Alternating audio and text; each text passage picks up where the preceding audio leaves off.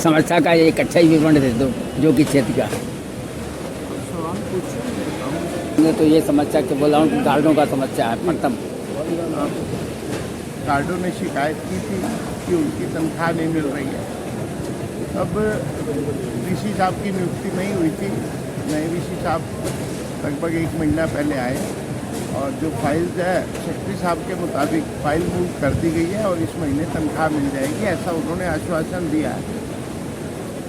तो मैंने भी वीसी साहब से सेक्रेटरी साहब से लगातार इस विषय में गार्ड और सफाई कर्मचारियों की सैलरी को लेकर निरंतर में लास्ट तक मिल जाएगा, लास्ट तक 30-31 लास्ट है जी।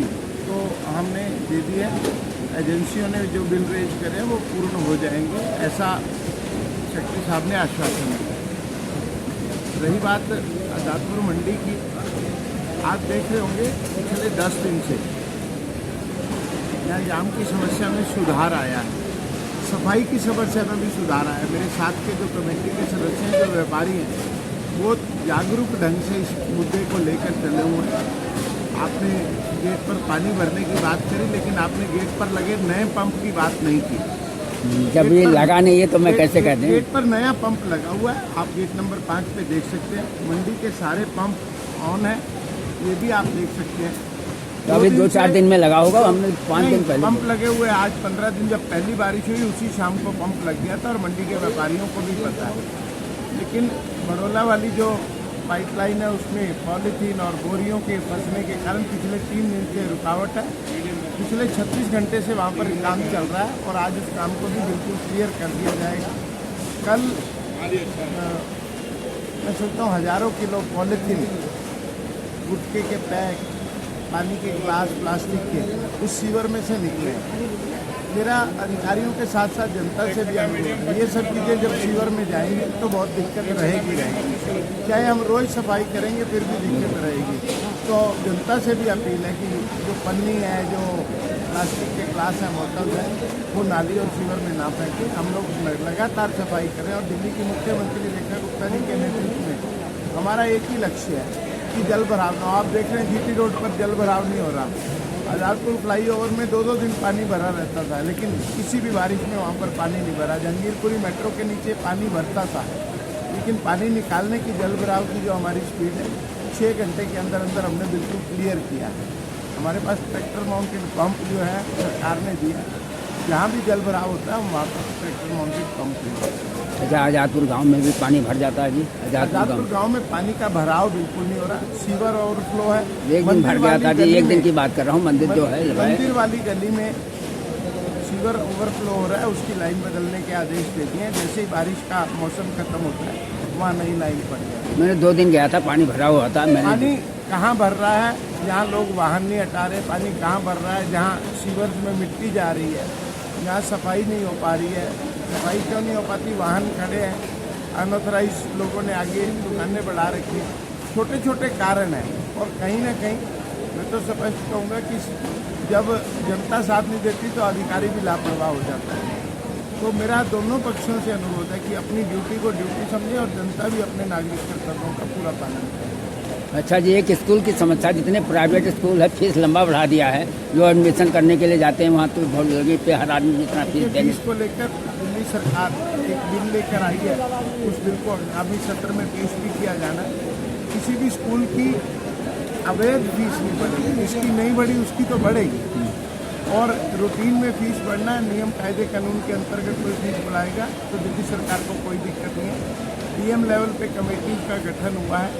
अब किसी भी स्कूल से किसी भी छात्र को धमकी नहीं मिल रही कि फीस नहीं भरोगे तो आपका एडमिशन नहीं होगा।